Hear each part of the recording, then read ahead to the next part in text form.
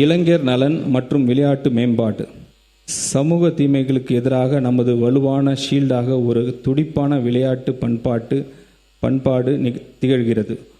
உடற்தகுதி ஊக்கப்படுத்தும் வகையில் சென்னை மெரினா கடற்கரையில் நடைபெற்ற ஸ்டார்ட் ரன் ஸ்டாப் ட்ரக்ஸ் போதைப்பொருள் எதிர்ப்பு ஓட்டத்தில் நமது மாண்புமிகு முதலமைச்சர் அவர்களின் நேரில் பங்கேற்று ஆயிரக்கணக்கான இளைஞர்களுடன் தோளோடு தோள் நின்று 3 கிலோமீட்டர் ஓடி இந்த நோக்கத்தை மிக ஆற்றலுடன் வெளிப்படுத்தினார்கள்.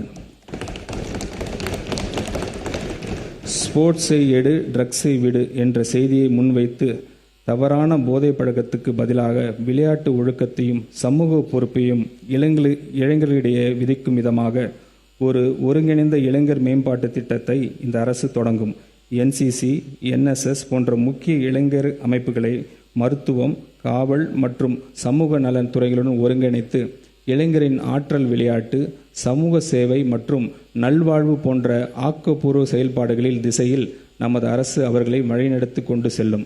அனைவருக்கும் விளையாட்டு, அனைத்து இடங்களிலும் விளையாட்டு என்பதன் மூலம் நமது எஜுகேஷன் இன்ஸ்டிடியூஷன் பாதுகாப்பானதாகவும் முற்றிலும் போதைப்பொருள் அன்று இடங்களாக திகழும். ஒலிம்பிக் போட்டிகளில் தங்கம் வெல்வதை நோக்கமாக கொண்டு சர்வதேச அளவில் விளையாட்டுத் துறையில் தமிழ்நாட்டை உச்சத்திற்கு கொண்டு செல்ல நமது அரசு உறுதி பூண்டுள்ளது. சிறந்த திறமையான விளையாட்டு வீரர்களை உருவாக்குவதற்காக 10 ஒலிம்பிக் சிறப்பு மையங்கள் மாநிலம் முழுவதும் அமைக்கப்பட்டு இதற்காக 50 கோடி ரூபாய் நிதி ஒதுக்கீடு செய்யப்படுகிறது. விளையாட்டில் ஆர்வம், திறமையும் கொண்ட 8 முதல் 12 வயதிற்கு உட்பட்ட இளம் பள்ளி மாணவர்களை தேர்ந்தெடுத்து அவர்களுக்கு உலகத்தரம் வாய்ந்த பயிற்சிகள் வழங்க 5 கோடி ரூபாய் ஒதுக்கீடு செய்யப்படுகிறது. மேலும் தேசிய மற்றும் சர்வதேச விளையாட்டுப் போட்டிகளில் சிறந்து விளங்கும் 500 வீரர்களுக்கு நிதி உதவி வழங்க கூடுதலாக 22 கோடி ரூபாய் நிதி ஒதுக்கீடு செய்யப்படுகிறது.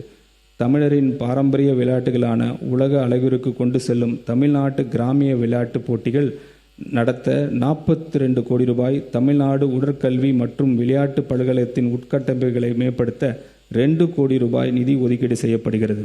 உலகத்தரம் வாய்ந்த வெற்றியாளர்களை உருவாக்குதல் மற்றும் இளைஞர்களுக்கு இடையே ஆரோக்கியம் மற்றும் உடற்தகுதி காக்கும் பண்பாட்டை வளர்த்துதல் ஆகிய இருமுனை அணுகுமுறையின் மூலம்தான் உண்மையான விளையாட்டு வளர்ச்சியை அடைய முடியும். விளையாட்டு என்பது நமது பள்ளிகளில் இருந்து தொடக்கப்பட வேண்டும். தற்போது அரசு மற்றும் அரசு உதவி பள்ளிகளில் ஒவ்வொரு வகுப்பிற்கும் வாரத்திற்கு 2 PT வகுப்புகள் மட்டுமே உள்ளன. இந்த நிலையை மாற்றப்பட்டு பள்ளி நேரத்துக்கு பிறகு தினமும் 1 மணி நேரம் முறைப்படுத்தப்பட்ட விளையாட்டு மற்றும் உடற்பயிற்சி செயல்பாடுகள் அறிமுகப்படுத்தப்படும். இந்த திட்டத்திற்கு தேவையான ஸ்போர்ட்ஸ் எக்யூப்மெண்ட்ஸ் மற்றும் வசதிகள் அனைத்தும் அரசு மற்றும் அரசு உதவி பெறும் பள்ளிகளுக்கு வழங்கப்படும். இது மாணவர்களின் உடற்தகுதி, சிந்தனை திறன் வளர்ச்சி, கூட்டு செயல்பாடு மற்றும் ஒழுக்கத்தை வலுப்படுத்துவதுடன் மாநில, தேசிய மற்றும் சர்வதேச அளவில் சாதனை படக்கூடிய திறமை கொண்டவர்களை கண்டறிவதற்கு வழிவகுக்கும். மேலும் விளையாட்டு பொதுமக்களுக்கு கொண்டு சேர்க்கும் வகையில் அனைத்து ஊராட்சி ஒன்றியங்கள் மற்றும் நகர்ப்புற உள்ளாட்சி அமைப்புகளின் நெய்பர்ஹுட் ஸ்போர்ட்ஸ் ஃபெசிலிட்டிஸ், சிறிய உடற்பயிற்சி கூடங்கள் மற்றும் ஸ்போர்ட்ஸ் காம்ப்ளெக்ஸ் உருவாக்கப்படும். இளைய தலைமுறையினர் ஒவ்வொருவருக்கும் தங்களுடைய வீட்டிலிருந்து நடக்கும் தூரத்தில் விளையாடுவதற்கான உட்கட்டமைப்பு வசதியை உருவாக்குவதன் மூலம் ஆரோக்கியமான, சுறுசுறுப்பான மற்றும் ஒழுக்கமிக்க தலைமுறையை நாம் உருவாக்குவோம். இந்த திருத்த வரவு செலவு திட்ட மதிப்பீடுகளில் இளைஞர் நலன் மற்றும் விளையாட்டு மேம்பாட்டுத் துறைக்கு 1051 கோடி ரூபாய் ஒதுக்கீடு செய்யப்படுகிறது. சமூக நீதி. சொல் அல்ல முக்கியம், செயல் செயல் செயலே முக்கியம் என்று முழங்கியவர் நமது மாண்புமிகு தமிழ்நாடு முதலமைச்சர் அவர்கள். அதனை சமூக நீதித்துறையின் செயல்பாட்டில் காட்டி வருகிறார். புகழ்பெற்ற சர்வதேச பல்கலைக்கழகங்களில் உயர்கல்வி பயிலும் மாணவர்கள் பயனடையும் வகையில் செயல்படுத்தப்படும் அண்ணல் அம்பேத்கர் அயல்நாட்டு கல்வி உதவித்தொகை திட்டத்தின் மூலம் ஒரு மாணவருக்கு அதிகபட்சமாக 36 லட்சம் ரூபாய் வரை உதவித்தொகை வழங்கப்படுகிறது. நடப்பாண்டில் இத்திட்டத்தின் கீழ் 362 மாணவர்கள் பயன்பெறும் வகையில் முன் எப்போதும் இல்லாத அளவில் 131 கோடி ரூபாய் மதிப்பீட்டில் இத்திட்டம் செயல்படுத்தப்படுகிறது. ஆதி திராவிடர் மற்றும் பழங்குடியின மக்களின் வாழ்வாதாரத்தை உயர்த்துவதையும் நிலையான வளர்ச்சியும் உறுதி செய்ய வெற்றி தொழில் முனைவோர் திட்டம் செயல்படுத்தப்படும். இத்திட்டத்தின் மூலம் பயனாளிகள் மொத்த திட்ட செலவில் மூலதன மானியம், வட்டி மானியம் பெற ஏதுவாக நடப்பு நிதி ஆண்டில் இத்திட்டத்திற்காக 75 கோடி ரூபாய் நிதி ஒதுக்கீடு செய்யப்படுகிறது. அண்ணல் அம்பேத்கர் தொழில் முன்கோடிகள் திட்டத்தின் மூலம் ஆதி திராவிடர் மற்றும் பழங்குடியினருக்கு இடையே ஆண்டர்பிரினர்ஷிப்பை ஊக்குவிக்கும் நோக்கில் மூலதன மானியம் மற்றும் கடன் வழங்கப்பட்டு அத்தொழிலில் முனைவோருக்கு ஆதரவு அளித்து அவர்களின் பொருளாதார முன்னேற்றம் மற்றும் செல்ஃப் சஃபிஷியன்ட்டை உள்ளடக்கிய வளர்ச்சியினை அடையும் வகையில் செயல்படுத்தப்பட்டு வருகிறது. இத்திருத்த வரவு செலவு திட்ட மதிப்பீடுகளில் இத்திட்டத்திற்காக 165 கோடி ரூபாய் நிதி ஒதுக்கீடு செய்யப்படுகிறது. ஆதி திராவிடர் மற்றும் பழங்குடியின பெண் விவசாய தொழிலாளர்களை லேண்ட் ஓனர்ஸ்களாக மாற்றும் நோக்குடன் மண்ணின் மகள் திட்டம் செயல்படுத்தப்படும். இத்திட்டத்தின் கீழ் பயனாளிகளுக்கு விவசாயம் செய்ய திட்ட தேவையான நவீன தொழில்நுட்ப பயிற்சி வழங்கப்படும். திருத்த வரவு செலவு திட்ட மதிப்பீடுகளில் இத்திட்டத்திற்காக 20 கோடி ரூபாய் நிதி ஒதுக்கீடு செய்யப்படுகிறது.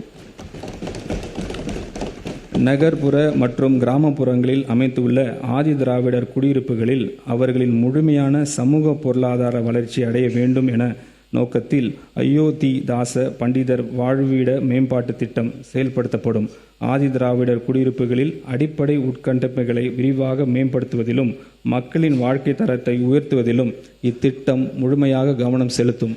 திருத்த வரவு செலவு திட்ட மதிப்பீடுகளில் இத்திட்டத்திற்காக 300 கோடி ரூபாய் நிதி ஒதுக்கீடு செய்யப்படுகிறது. பழங்குடியினர் குடியிருப்புகளில் வீடுகள், சாலைகள், குடிநீர், தெருவிளக்குகள், வாழ்வாதார திட்டங்கள், சுகாதார கட்டமைப்புகள், கல்வி நலன் சார்ந்த உதவித்தொகை திட்டங்கள், பள்ளி மற்றும் விடுதி மேம்பாட்டு உள்ளிட்ட அடிப்படை வசதி மேம்படுத்தும் நோக்கத்தில்